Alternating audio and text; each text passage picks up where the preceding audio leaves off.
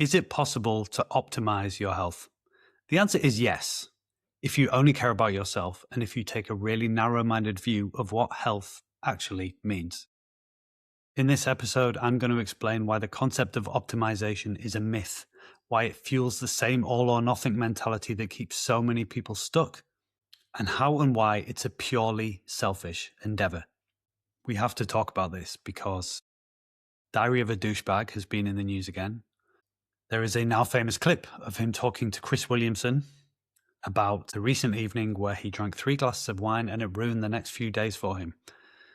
In response to that, there has been a huge backlash. A lot of anti-optimization content is now appearing on my feed on Instagram. Lots of commentators responding to the clip, talking about their anti-optimization ethos and blah, blah, blah. Now, if you have been following my content for any length of time, you may be aware that I've been promoting an anti-optimization and an anti-grind, anti-hustle ethos for quite some time.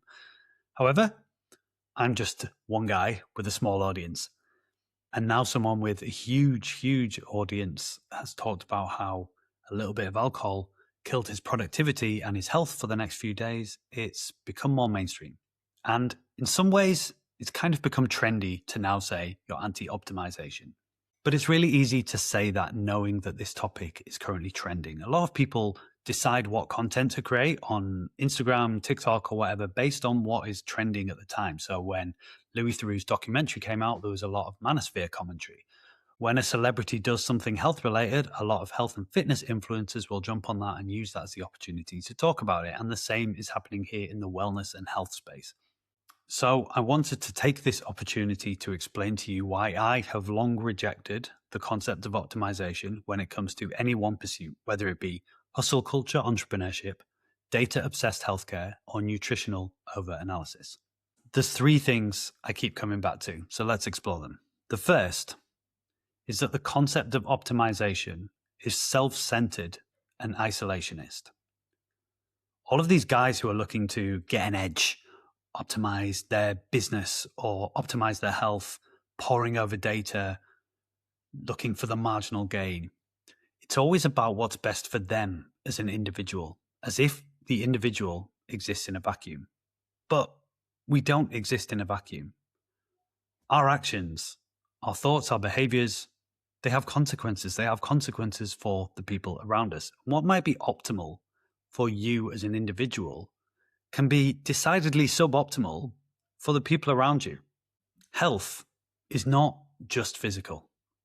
We need to expand the definition of what it means to be healthy. Now, when it comes to optimizing your health, it's always about blood markers, sleep markers, health markers, heart rate variability, VO2 max, resting heart rate, sleep score, blah, blah, blah.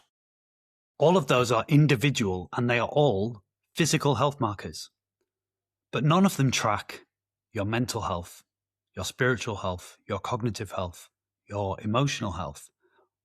All of the things that go into you living a rounded, rich, full, and joyful life.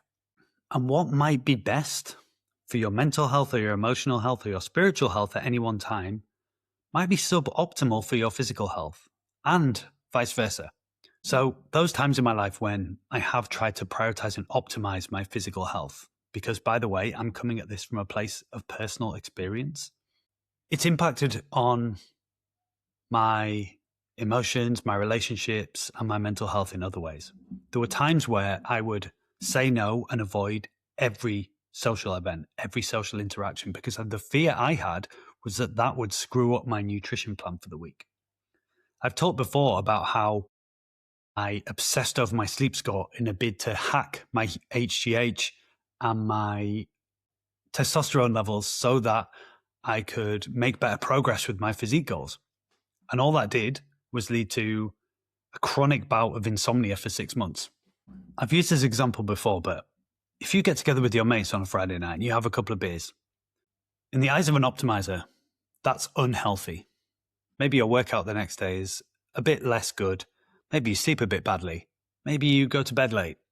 Maybe 2 drinks turns into 4 or 5. But if that's the opportunity for you to connect to people you care about, if it's the opportunity for you or a mate to talk about something in your life that you're really struggling with, is that unhealthy? In my mind, no, it's not.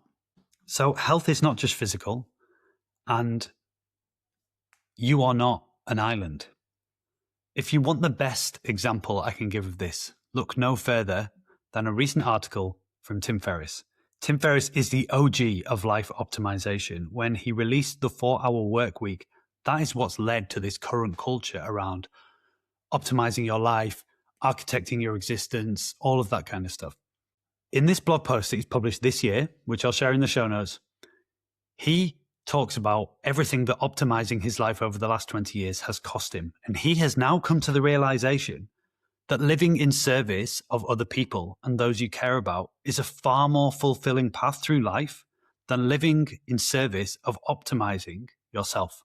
Because none of these guys talk about connection or building community or leadership. It's always about the individual, the self. But what might be the most optimal thing for you in your life?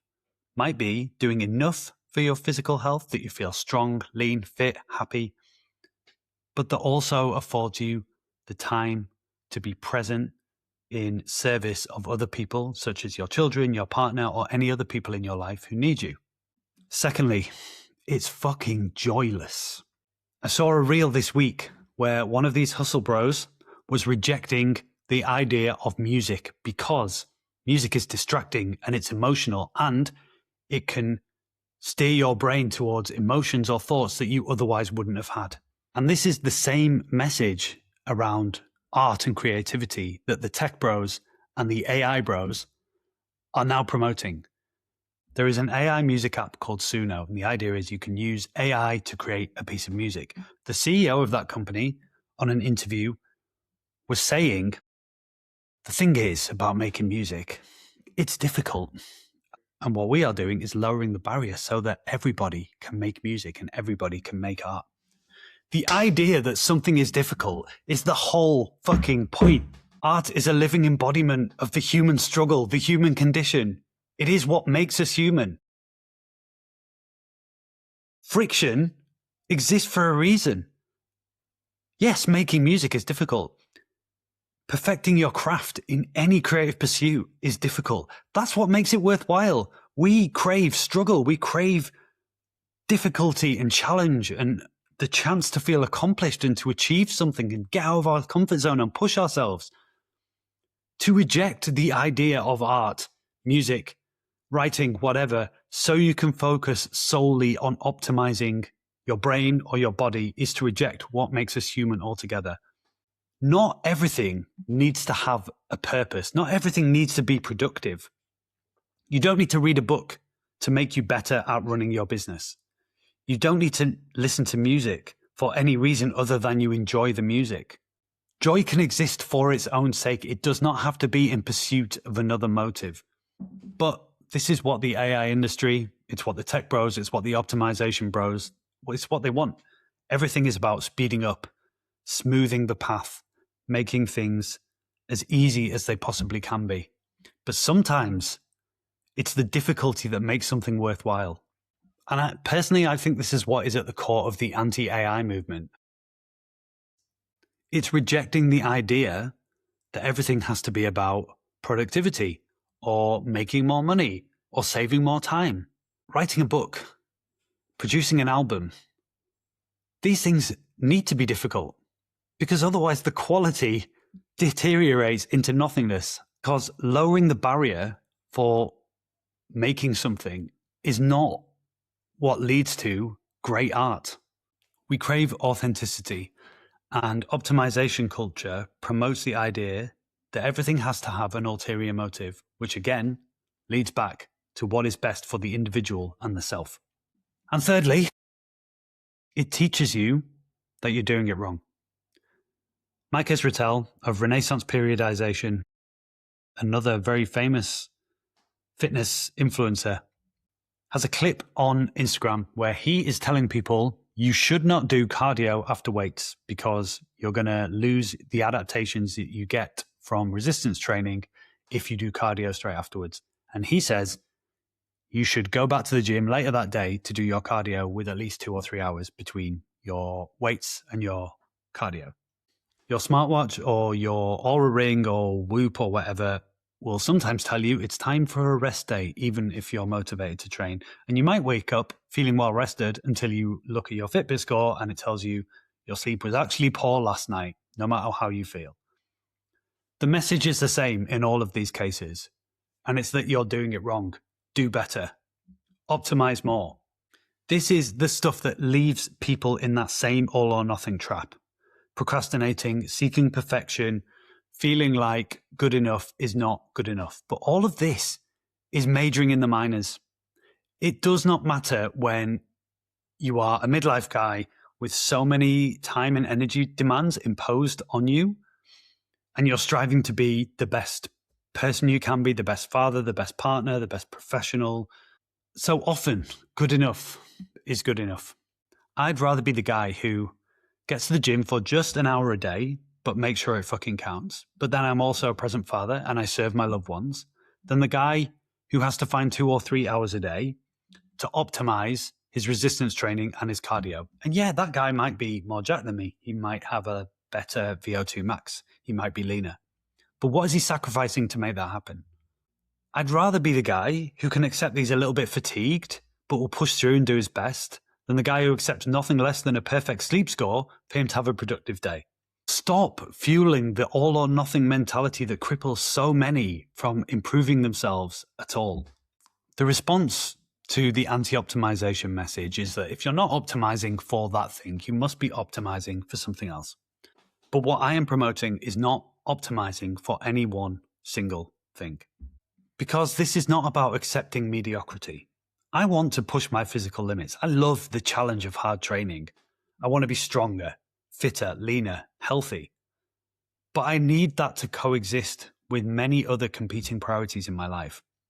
I have not built a business that optimizes for making the most money, because in order to do that, it would mean sacrificing some of the values that I have around my time and location freedom.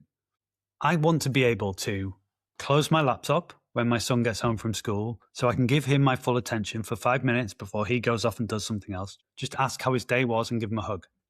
I want a business that, yes, pays me well, but that also allows me to finish work no later than 4 p.m. and ultimately to take most Friday afternoons off. And sometimes I want to have a few drinks, or I want to get together with my friends and dance to my favorite DJ until 4 a.m. If you consider health to be purely physical and you work on optimizing that, you have ignored all of the things that you are sacrificing to make that happen, whether it's your cognition, your mental health, your relationships, or the things that make us human. Pure joy for joy's sake. Health is not happiness. It's not sunshine and rainbows. Being healthy is also about being able to deal with adversity. Overanalyzing your nutrition and obsessing over the ingredients in everything you eat, fearing anything processed, that's not healthy. Being an absent father or partner so you can go to the gym twice a day is not healthy. Saying no to every social occasion because it might lead to a less than stellar workout the next day is probably not healthy.